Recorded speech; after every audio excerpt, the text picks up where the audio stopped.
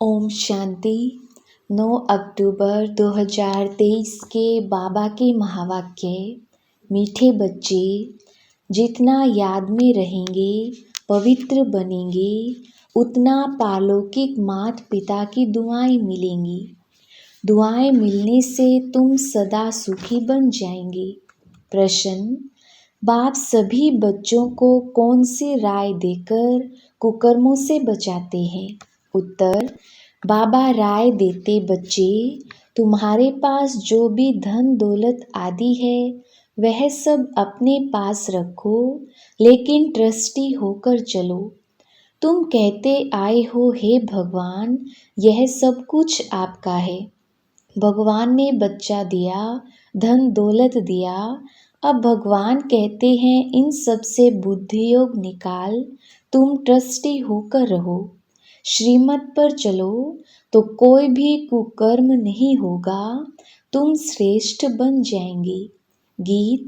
ले लो दुआएं माँ बाप की। ओम शांति। जो बच्चे कहते हैं हमारा मुख नहीं चलता है, समझा नहीं सकते हैं, उन्हें सेंटर की ब्राह्मणियाँ कैसे सिखलाएं, यह शिव बाबा समझाते हैं। चित्रों पर समझाना तो बहुत सहज है, छोटे बच्चों को चित्र दिखलाकर समझाना पड़े ना। ऐसे नहीं क्लास में सब आकर बैठे और तुमने मुरली शुरू कर ली, नहीं, यह तो हड्डी बैठ समझाना चाहिए। बच्चों ने गीत तो सुना, एक है पारलौकिक माता पिता, जिसको याद करते रहते हैं तुम माता पिता, वह है सृष्टि का रचयिता। माता पिता जरूर स्वर्ग ही रचेंगे। सतयुग में स्वर्गवासी बच्चे होते हैं। यहाँ के माता पिता खुद ही नरकवासी हैं, तो बच्चे भी नरकवासी ही पैदा करेंगे। गीत में कहा, ले लो दुआएं माँ बाप की। तुम जानते हो इस समय के माँ बाप तो दुआएं नहीं देते, स्वर्गवासी दुआ करते हैं, जो दुआ फिर आधा कल्प चलती है, फिर आधा कल्प बाद श्रापित हो जाते हैं। खुद भी पतित बनते तो बच्चों को भी बनाते हैं। उसे आशीर्वाद तो नहीं कहेंगे। श्राप देते देते भारतवासी श्रापित हो गए। कितना दुख ही दुख है, इसलिए माता पिता को याद करते हैं। अभी वह माता पिता दुआएं कर रहे हैं, पढ़ाकर पतित से पावन बना रहे हैं। यहाँ है आसुरी संप्रदाय रावण राज्य, वहाँ है दैवी संप्रदाय राम राज्य। रावण का जन्म भी भारत में है। शिव बाबा जिसको राम कहते हैं, उनका जन्म भी भारत में है। तुम जब वाम मार्ग में जाते हो तो भारत में रावण राज्य शुरू होता है, तो भारत को ही राम परम पिता परमात्मा आकर पतित से पावन बनाते हैं। रावण आते हैं तो मनुष्य पतित बनते हैं। गाते भी हैं, राम गयो रावण गयो, जिनका बहु परिवार है। राम का परिवार तो बहुत छोटा है और सब धर्म खत्म हो जाते हैं, सबका विनाश हो जाता है। बाकी तुम देवी देवताएं रहेंगी। तुम अभी जो ब्राह्मण बने हो वही ट्रांसफर होंगे सतयुग में। तो अब तुमको माँ बाप की दुआएं मिल रही हैं। माँ बाप तुमको स्वर्ग का मालिक बनाते हैं, वहाँ तो सुख ही सुख है। इस समय कलयुग में है दुख, सभी धर्म दुखी हैं। अभी कलयुग के बाद फिर सतयुग होना है। कलयुग में कितने ढेर मनुष्य हैं, सतयुग में तो इतने मनुष्य नहीं होंगे। जितने ब्राह्मण होंगे वही फिर वहाँ देवता बनेंगे, वह भी त्रेता तक वृद्धि को पाते रहेंगे। कहते हैं क्राइस्ट से 3000 वर्ष पहले सतयुग था, बिफोर क्राइस्ट और आफ्टर क्राइस्ट। सतयुग में तो एक ही धर्म एक ही राज्य है, वहाँ मनुष्य भी थोड़े होंगे, सिर्फ भारत होगा और कोई धर्म नहीं होगा। सिर्फ सूर्यवंशी ही होंगे, चंद्रवंशी भी नहीं होंगे। सूर्यवंशी को भगवान भगवती कह सकते हैं क्योंकि वे संपूर्ण हैं। तुम बच्चे जानते हो, पतित पावन तो एक परम पिता परमात्मा ही है। चक्र के चित्र तरफ इशारा। देखो, बाप ऊपर में बैठे हैं। यह ब्रह्मा द्वारा स्थापना करा रहे हैं। अभी तुम पढ़ रहे हो, जब इन देवताओं का राज्य रहता है तब और कोई धर्म नहीं रहता है। फिर आधा कल्प बाद वृद्धि होती जाती है। ऊपर से आत्माएं आती जाती हैं, वर्ण बदलते जाते हैं, जीव आत्माएं बढ़ती जाती हैं। सतयुग में होंगे 9 लाख, फिर करोड़ होंगे, फिर वृद्धि को पाते जाएंगे। सतयुग में भारत श्रेष्ठाचारी था, अभी भ्रष्टाचारी है। ऐसे नहीं, सब धर्म वाले श्रेष्ठाचारी जाएंगे। कितने ढेर मनुष्य हैं, यहाँ भी भ्रष्टाचारी से श्रेष्ठाचारी बनने में कितनी मेहनत लगती है। घड़ी घड़ी श्रेष्ठाचारी बनते बनते फिर विकार में जाए भ्रष्टाचारी बन पड़ते हैं। बाप कहते हैं, मैं आया हूँ तुमको काले से गोरा बनाने। तुम घड़ी घड़ी फिर गिर पड़ते हो। बेहद का बाप तो सीधी बात बतलाते हैं, कहते हैं, यह क्या कुल कलंकित बनते हो, काला मुँह करते हो, क्या तुम गोरा नहीं बनेंगे। तुम आधा कल्प श्रेष्ठ थे, फिर कलाएं कम होती जाती हैं। कलयुग अंत में तो कलाएं एकदम पूरी खत्म हो जाती हैं।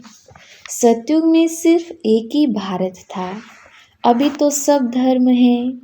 बाप आकर फिर सतयुगी श्रेष्ठ सृष्टि स्थापन करते हैं। तुमको भी श्रेष्ठाचारी बनना चाहिए। श्रेष्ठाचारी कौन आकर बनाते हैं? बाप है ही गरीब निवास, पैसे की बात नहीं। बेहद के बाप के पास श्रेष्ठ बनने आते हैं तो भी लोग कहते हैं, तुम यहाँ क्यों जाते हो, कितने विघ्न डालते हैं। तुम जानते हो, इस रुद्र ज्ञान यज्ञ में असुरों के विघ्न बहुत पड़ते हैं।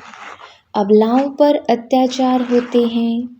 कोई फिर स्त्रियां भी बहुत तंग करती हैं, विकार के लिए शादी करती हैं। अब बाप काम चिता से उतार ज्ञान चिता पर बिठाते हैं।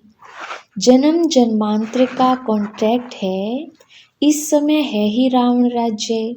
गवर्नमेंट कितने शादमाने करती है। रावण को जलाते हैं, खेल देखने जाते हैं। अब यह रावण आया कहाँ से? रावण का जन्म हुए तो 2500 वर्ष हुए हैं। रावण ने सबको शोक वाटिका में बिठा दिया है। सब दुखी ही दुखी हैं। राम राज्य में सब सुखी ही सुखी होते हैं। अभी है कलयुग का अंत, विनाश सामने खड़ा है। इतने करोड़ों मनुष्य मरेंगे तो जरूर लड़ाई लगेगी ना। सरसों मुआफिक सब पिस जाते हैं। अब देखते हो तैयारियां हो रही हैं। बाप स्वर्ग की स्थापना कर रहे हैं। यह ज्ञान और कोई भी दे ना सके। यह ज्ञान बाप ही आकर देते हैं और पतित को पावन बनाते हैं। सद्गति करने वाला एक ही बाप है। सतयुग में है ही सद्गति, वहाँ गुरु की दरकार नहीं। अभी तुम इस नॉलेज से त्रिकालदर्शी बनते हो। सतयुग में लक्ष्मी नारायण में यह ज्ञान बिल्कुल नहीं होगा, तो फिर परंपरा से यह ज्ञान कहाँ से आया? अभी है कलयुग का अंत। बाप कहते हैं, तुम मुझे याद करो। स्वर्ग की राजधानी स्थापन करने वाले बाप को और वर्षे को याद करो। पवित्र तो जरूर रहना पड़ेगा। वह है पावन दुनिया, यह है पतित दुनिया। पावन दुनिया में कंस, जरासंधी, हिरण्यकश्यप आदि होते नहीं। कलयुग की बातों को सतयुग में ले गए हैं। शिव बाबा आए हैं कलयुग के अंत में। आज शिव बाबा आए हैं, कल श्री कृष्ण आएगा। तो शिव बाबा और श्री कृष्ण के पाठ को मिला दिया है। शिव भगवानुवाच उन द्वारा पढ़कर श्री कृष्ण की आत्मा यह पद पाती है। उन्होंने फिर भूल से गीता में श्री कृष्ण का नाम डाल दिया है। यह भूल फिर भी होगी। मनुष्य भ्रष्टाचारी बने तब तो बाप आकर श्रेष्ठाचारी बनाए। श्रेष्ठाचारी ही 84 जन्म पूरे कर भ्रष्टाचारी बनते हैं। इस चक्र पर समझाना तो बहुत सहज है। झाड़ में भी दिखाया हुआ है। नीचे तुम राज्यों की तपस्या कर रही हो, ऊपर लक्ष्मी नारायण का राज्य खड़ा है। अभी तुम थुर में बैठे हो, फाउंडेशन लग रहा है। तुम जानते हो फिर सूर्यवंशी कुल में जाएंगे। राम राज्य को वैकुंठ नहीं कहा जाता, वैकुंठ श्री कृष्ण के राज्य को कहा जाता है। अभी तो तुम्हारे पास बहुत आएंगे। एग्जीबिशन आदि में तुम्हारा नाम बाला होगा। एक दो को देखकर वृद्धि को पाएंगे। बाप आकर यह सब बातें समझाते हैं। चित्रों पर किसको समझाना बहुत सहज है। सतयुग की स्थापना भगवान ही आकर करते हैं और आते हैं पतित दुनिया में, सावरे से गोरा बनाते हैं। तुम श्री कृष्ण की राजधानी के वंशावली भी हो, प्रजा भी हो। बाप अच्छी रीति समझाते हैं। निराकार शिव बाबा आत्माओं को बैठ समझाते हैं कि आप मुझे याद करो। यह है रूहानी यात्रा। हे आत्माएं, तुम अपने शांति धाम निर्वाण धाम को याद करो तो स्वर्ग का वर्षा मिलेगा। अभी तुम संगम पर बैठे हो। बाप कहते हैं मुझे और अपने वर्षे को याद करो तो तुम यहाँ स्वर्ग में आ जाएंगे। जो जितना याद करेंगे और पवित्र रहेंगे उतना ऊंचा पद मिलेगा। तुमको कितनी बड़ी दुआएं मिल रही हैं। धनवान भव, पुत्रवान भव, आयुष्मान भव। देवताओं की आयु बहुत बड़ी होती है। साक्षात्कार होता है। अभी यह शरीर छोड़ जाकर बच्चा बनना है तो यह अंदर में आना चाहिए। हम आत्मा यह पुराना शरीर छोड़ जाकर गर्भ में निवास करेंगी। अंत मते सो गते। बूढ़े से तो हम क्यों ना बच्चा बन जाऊं। आत्मा इस शरीर के साथ है तब तकलीफ महसूस करती है। आत्मा शरीर से अलग है तो आत्मा को कोई तकलीफ महसूस नहीं होती है। शरीर से अलग हुआ खल्लास। हमको अब जाना है। मूल वतन से बाबा आते हैं लेने लिए। यह दुख धाम है। अभी हम जाएंगे मुक्ति धाम। बाप कहते हैं सबको मुक्ति धाम ले जाता हूँ। जो भी धर्म वाले हैं सबको मुक्ति धाम जाना है। वह पुरुषार्थ भी मुक्ति में जाने के लिए करते हैं। बाप कहते हैं मुझे याद करो तो मेरे पास आ जाएंगे।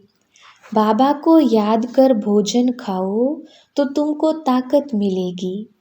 अशरीरी होकर तुम पैदल आबू रोड तक चले जाओ, कभी तुमको कुछ भी थकावट नहीं होगी। बाबा शुरू में यह प्रैक्टिस कराते थे। समझते थे हम आत्मा हैं। बहुत हल्के होकर पैदल चले जाते थे। कुछ भी थकावट नहीं होती थी। शरीर बिगड़ तुम आत्मा तो सेकंड में बाबा पास पहुंच सकती हो। यहाँ एक शरीर छोड़ा, सेकंड में जाकर लंदन में जन्म लेते हैं। आत्मा जैसे तीखी और कोई चीज़ होती नहीं। तो अब बाप कहते हैं बच्चे, हम तुमको लेने के लिए आए हैं। अब मुझ बाबा को याद करो। अभी तुमको प्रैक्टिकल में बेहद के पारलौकिक बाप की दुआएं मिल रही हैं। बाप बच्चों को श्रेष्ठ ते श्रेष्ठ मत दे रही हैं। धन दौलत आदि सब तुम अपने पास रखो, सिर्फ ट्रस्टी होकर चलो। तुम कहते भी आए हो, हे भगवान, यह सब कुछ आपका है। भगवान ने बच्चा दिया, भगवान ने यह धन दौलत दिया। अच्छा, फिर भगवान आकर कहते हैं इन सब से बुद्धि योग निकाल, तुम ट्रस्टी होकर चलो। श्रीमत पर चलो तो बाप को मालूम पड़ेगा तुम कोई कुकर्म तो नहीं करते हो। श्रीमत पर चलने से ही तुम श्रेष्ठ बनेंगे। आसुरी मत पर चलने से तुम भ्रष्ट बने हो। आधा कल्प तुमको भ्रष्ट बनने में लगा है। 16 कला से फिर 14 कला बनते हो, फिर धीरे धीरे कलाएं कम होती जाती हैं, तो इसमें टाइम लगता है ना। अच्छा, मीठे मीठे सिकिलधे बच्चों प्रति माता पिता बाप दादा का याद प्यार और गुड मॉर्निंग। रूहानी बाप की रूहानी बच्चों को नमस्ते। हम रूहानी बच्चों की रूहानी बाप दादा को याद प्यार गुड मॉर्निंग और नमस्ते जी। धारणा के लिए मुख्य सार। पहला पॉइंट, चलते फिरते अशरीरी बनने का अभ्यास करना है। भोजन एक बाप की याद में खाना है। दूसरा पॉइंट, माता पिता की दुआएं लेनी है, ट्रस्टी होकर रहना है, कोई भी कुकर्म नहीं करना है। वरदान, अनासक्त बन, लौकिक को संतुष्ट करते भी ईश्वरीय कमाई जमा करने वाले राजयुक्त भव। विस्तार, कई बच्चे लौकिक कार्य, लौकिक प्रवृत्ति, लौकिक संबंध संपर्क निभाते हुए अपनी विशाल बुद्धि से सबको संतुष्ट भी करते और ईश्वरीय कमाई का राज जानते हुए विशेष हिस्सा भी निकाल लेते।